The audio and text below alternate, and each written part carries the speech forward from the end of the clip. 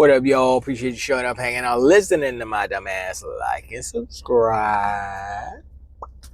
So, it continues the rhetoric of Game Pass price hike.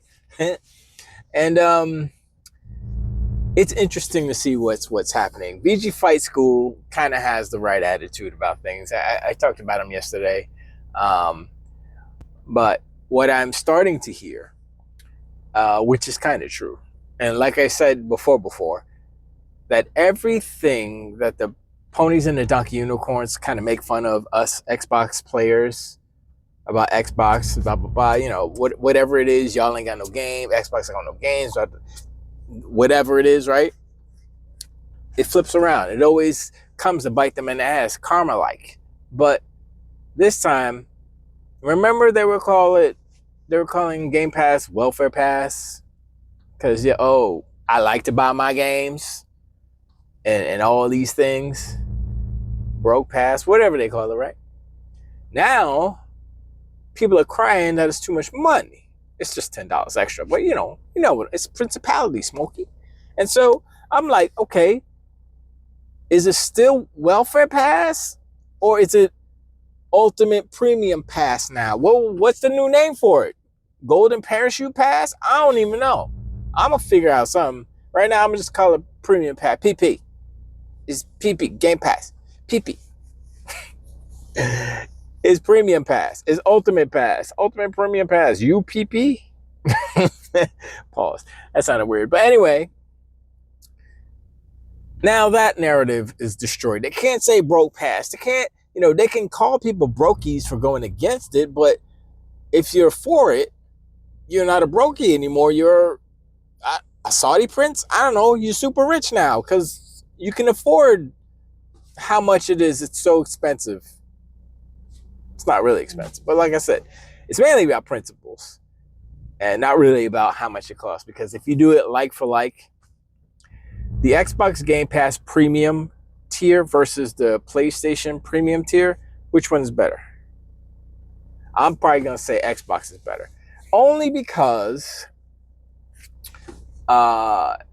you get the new games, not day and date, but you get them up to 12 months. So within that 12-month window, you get it. PlayStation is like, it's after 12 months. So that right there is better than PlayStation Premium. Yes, you have, I would say this on PlayStation side, you get the full library of back catalog games, but they're all old games. So it's like, is that more important than the bangers, the first party bangers? If you say yes, then you're lying, but whatever. Because if you want a lot of old games, then you won't be messing with PS Plus. You would probably be on PC and go to GOG, and get all those games because they are your games. They give you the launcher. You can play it without having to be online and be all this de novo and all de nouveau, whatever the hell it's called. All those anti-cheat. None of that stuff's in there. So if that's what you really were, if you were really were, I'm a retro gamer, I want all the old PlayStation, go to GOG. That's what it is. Not PlayStation Plus. That's not where you go. You could pretend, but that's not it. Anyway, so that's not what I want to talk about. What I wanted to talk about is the failure of PlayStation. Now, they've had many failures within this generation, mainly in first-party production. They haven't given y'all no games. Y'all ain't got no games. PlayStation got no games. That is the truth. Hit me up, Jimmy Neutron. What's his name? Reforge Gamer. Because the truth, I speak the truth. We're like that. We speak the truth and only the truth. He deals in fallacies. It's his truth, so it's not objective truth, it's his subjective truth, and there's a lot of nuances to that guy. So we're going to push him to the side real quick, and we're going to talk about how the failure of PlayStation is the reason why Game Pass is $30 right now. It's not the only reason. It is one of the reasons. Now, I don't know all of the reasons. I can say capitalism. I can say greed to dumb it down. Uh, but it's all those things. It's like, yo, these companies always want to be making more money. That's how it works. Like if you're gonna sit here and pretend that isn't the truth, then or you're just ignoring it, or you didn't realize it, or what, or you're once again in your subjective reality where corporations do everything for the customers and they love us because we're fans and we give them money for plastic boxes. Like, that's not how it works. They want to make money, period. That's it. However it looks, whatever form it takes, they want to make money. And so I've known this. When I was a Genesis kid, when I was on Sega Master, I didn't know it then because I was a kid. I was like, I don't know nothing about it. Just give me Space Harrier. That Afterburner, please. That's all I cared about. Games. Give me the games I want to play, and that's all I wanted. I didn't care about the business side of Sega, which I wish they were better at it because they would probably still be around making consoles. Although, I don't know if that would have been a good thing. They might have eventually been destroyed anyway. I don't know. Anyway, that's a whole tangent universe happening. So the failure of PlayStation, like Concord, the failure. You know what? I think this failure of PlayStation is even greater than Concord's failure. Although Concord's failure is more absolute and final. This one can be corrected still. I don't think they will be. I don't think they will be able to. And I think if they course correct, I'm gonna explain what I'm talking about. If they course correct, then it will inherently fundamentally change their business. I don't think they're ready for that. They're not ready for it because they don't have enough content to do what Microsoft has done. Now, what I'm saying is that the failure is that PlayStation and Sony failed to compete with Xbox and Microsoft and Game Pass. PlayStation Plus sucks compared to Game Pass. If you take it tier to tier to tier, I mean, the basic, that's whatever, sure. But if you take it as a whole, and you say, what's the best I can get on Xbox? What's the best I can get on PlayStation? And what is the price difference? So the price, I believe, on PlayStation Premium is $18, right? And the price on Xbox Premium is $15.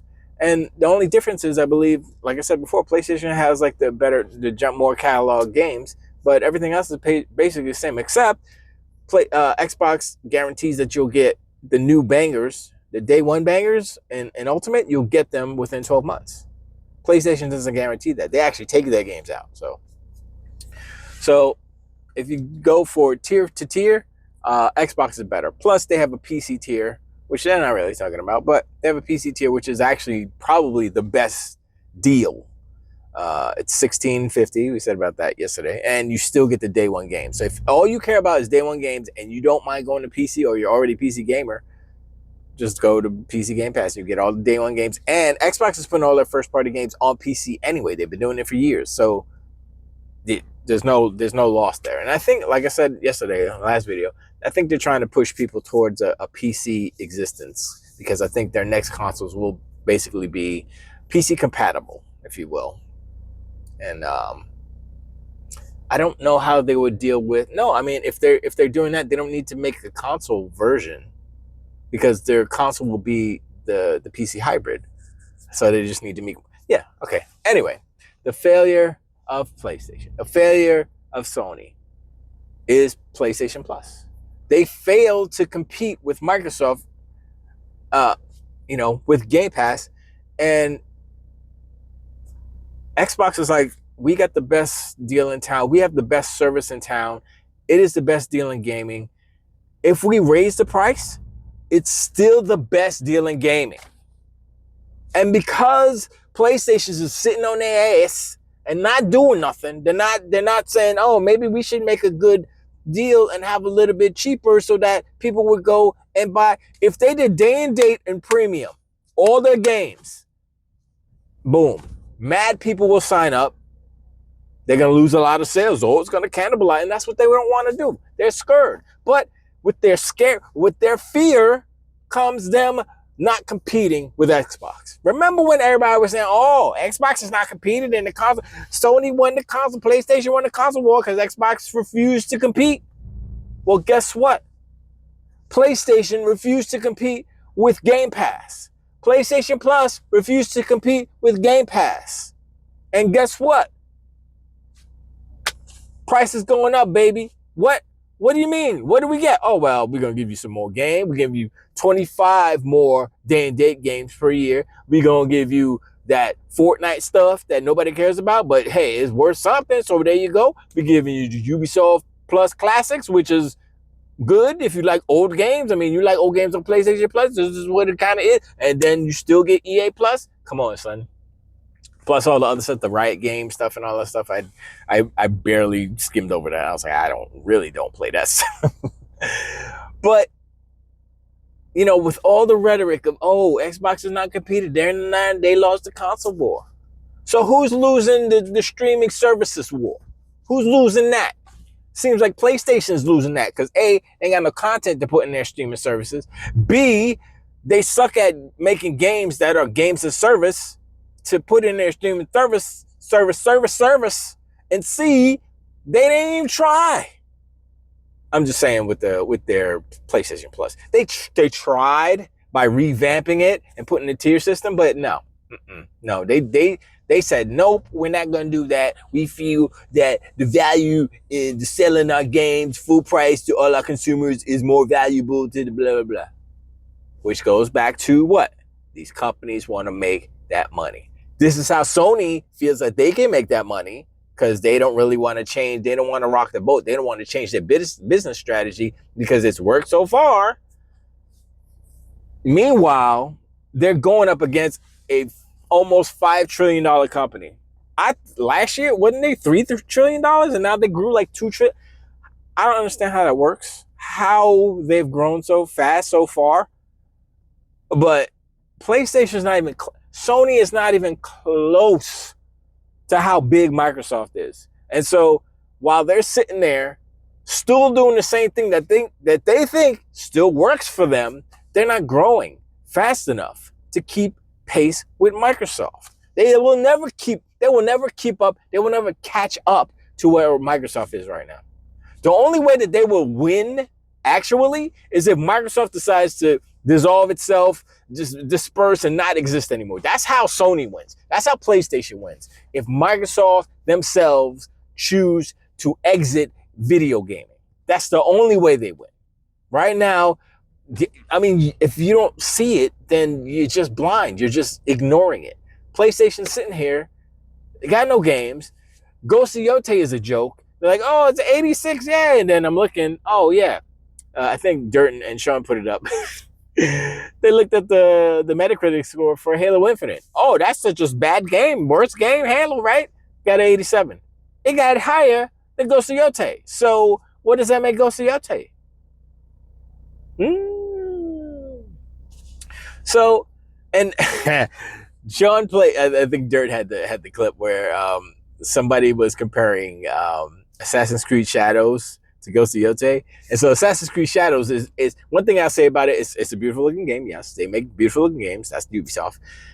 But they were slicing and dicing everything, like the doors, the rice paper doors and the baskets and the fruits and stuff. I was like, yo, that's kind of dope. I mean, not everything, but a lot of stuff, right? And then they show a clip of Ghost of Yotei, and she's swinging a sword. Nothing's being destroyed. Nothing, not even a poof of dust coming off a thing. And then they put like cartoon sounds.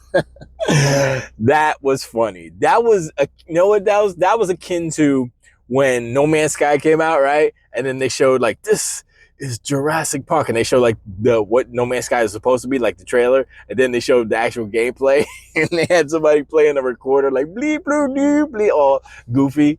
I was like, yo, that clip will still make me crack up laughing because of the visuals, and just how that person played that recorder, the Jurassic Park thing. That was the most hilarious. I'm laughing in my brain just remembering how it went. I gotta put that clip like on my computer and just play it on loop because that's so funny. And that's what the Ghost of Yotei cartoon sound it touched a little bit of it, but it wasn't pause. But it wasn't as good as the Jurassic Park, No Man's Sky Jurassic Park thing. But you got issues. I mean, Ghost of Yotei is supposed to be a big game this year, I guess, because y'all ain't got no games, like one game a year or something. And they getting clowned. They getting goofed on. They getting memed with cartoon sounds versus a game that came. When did Shadows come out? I don't even know. And I mean, I guess it was to their benefit to admit how much the budget was, $60 million or whatever. I'm like, oh, that's not a AAA game then. If it's a $60 million, because isn't AAA like over 100 million or something, like 100, 120 million or something like that? So technically, Ghost of Yotei is I don't even want to call it an indie game. It's not an indie game. It's a double A game. It's double A. It's double A based off of the budget. That's how that works. Like AAA is just a monetary budget thing. So it falls into a threshold, a certain range of money spent to make the game. So since this one falls beneath the AAA moniker, I guess it's a double A, triple B. I don't even know if there's triple B, but and what the difference would be. I would say double A, only because the A is for, I guess, the size of the. See, I'm making stuff up now, so I gotta research and see if it's like size of the studio. If your size of the studio is a certain size, then you get the A status, and then budget, you get more A's. That makes sense to me in my mind, but I'm gonna look it up, and so I could just satisfy my own curiosity on that point. But anyway, going back to Sony's failure as a competitor, they failed to compete with Xbox. PlayStation failed to compete with Xbox, and these are the repercussions. Now we have Premium Ultra Game Pass, Ultra Ultimate Game Pass, PUUP, poop, pup. So yeah, Premium Ultra Ultimate Game Pass, GP then it was. So it would be PUG. Anyway, and that's what it is. And people are gonna cry and cry. And the real reason why they're doing it, it's not because yes, they might be upset. Like plenty of people. Like I was like, why? I don't want to spend more money. But when I think of it, I'm like, but I'm gonna, because Forza, I said this last video, Forza, all these games I want to play. So it's still worth it to me. I did the math. I was like, and also what I did yesterday, I'll probably do it again today, is I just stacked 2 cards. I got 2 cards off of Amazon. So I had a credit card collecting dust. I was like, man, I gotta use this card. So it's like, so I just got 2 3-month cards real quick. It's like $120. Yeah. 60 and 60, obviously. Slapped them on there, so I'm good until next year, April. So I might do another 2, and I might like I said, go to CD Keys and see if if they got some deals throughout every month. I'll check or whatever, and boom, maybe Black Friday I'll see if they have any deals and just grab them, slap them on there, and just do. Because when I first started, I did that, and I had like a year, or I had like 2.5 years of Game Pass, and it was cool because I was like, free. It wasn't free, I paid for it, but it was like, it felt like it was free. And so I think I'm gonna do that. I think I'm gonna stack some. So I can save the whatever, $10, $90 for So $60 for the 6 months, $120 for the year, blah blah blah. It's money, sure, and that money I'm saving can go to buying more games and such. So, or whatever. But it's still worth it. For me to do the extra work. That's worth it. For me to be a lazy bum and say, you know what, just take the 30. I don't care. I'm lazy. That's worth it too. Either way, I win, because they're giving us something that's worth paying for. And it's like I said, it's no longer broke pass, no longer welfare pass. It's premium pass, baby. It's PP. So y'all should sign up for PP. PP's good. I keep telling everybody out there, PP is the best deal. You get the PP, you sign up for the PP, you can stack the PP. When you stack the PP, it's better because you be like, I got PP for I got PP for years, son. All this PP right in front of my face. Pause, I'm sorry. I couldn't continue. It's too many. That's an extra long pause. Pause on the pause. I think I need to go eat something. But anyway, yeah, Sony's failure to compete, and this is a new thing. I mean, it's been happening throughout, you know, this whole generation, but now we're seeing the fruition. We're seeing the cause and effect. Sony failed to compete in this area of services. Microsoft is taking advantage. They're giving you more. They're giving you a better service, and they're charging more. And Sony can't do anything. If Sony goes and ups their price, it doesn't give you anything, which they've done before. It's not. It is what it is. Because then no, that means they suck. They suck at what they're doing, and y'all should cancel your PlayStation Plus subscriptions and go get Game Pass PC. It's cheaper anyway. Anyway, I appreciate it. Like and subscribe. Let me know what you think about it in the comments about the thing about my idea that the competition, they failed to compete. They're not in competition anymore. Xbox is running away with the bag. All that good stuff. But yeah, I catch you on the next one. Tilt the weight.